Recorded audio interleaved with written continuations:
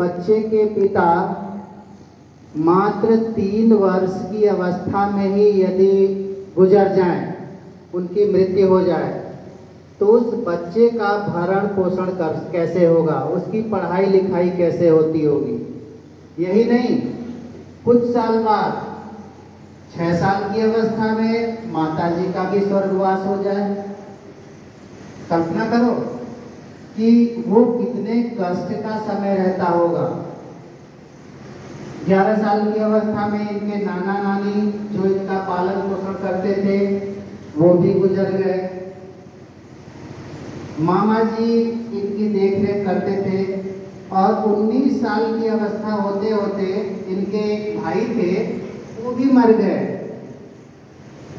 सोचिए कि 3 साल की अवस्था में पिता का गुजर जाना, 6 साल की अवस्था में माता का गुजर जाना, 11 साल की अवस्था में नाना नानी का गुजर जाना, 19 साल की अवस्था में भाई की मृत्यु हो जाना, किसी भी इंसान को तोड़ने के लिए पर्याप्त है। आपके पास थोड़ी सी समस्या आती है, आप आते हैं ना, घर में क्या है, प्रॉब्लम है, घर में प्रॉब्लम है, फीस नहीं टाइम से जमा हो रही है, पढ़ाई हम ठीक से नहीं कर पा रहे हैं, इन सब के लिए एक बहाना आप खोजते हो, क्या, घर में प्रॉब्लम है, कहते हो ना आप सब कहते हो।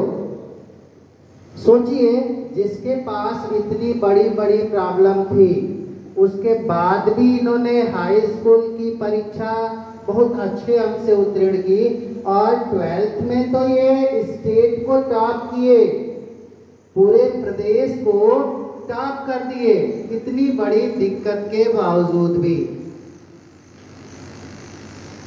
बीए के पूर्वार्ध में इन्होंने पूरी यूनिवर्सिटी को टॉप किया, लेकिन उसके बाद इनके मामा की तबीयत, इनकी बहन की तबीयत खराब हुई और उसकी देखरेख के लिए ये आगे की परीक्षा छोड़ के और देखरेख के लिए चले आए।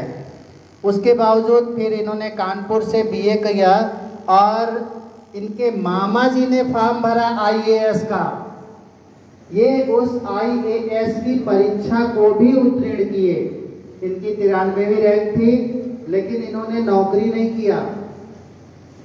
सोचिए कि आईएएस की परीक्षा उत्तीर्ण होने के बाद भी यदि कोई व्यक्ति, कोई उस समय बालक ही रहे होंगे और वो अगर नौकरी नहीं कर रहे हैं, तो उनके मन में क्या चल रहा है, उनके मन में ये चल रहा है कि नहीं, हमारा काम पैसा कमाना नहीं है, हम देश के लिए कुछ करना चाहते हैं, सेवा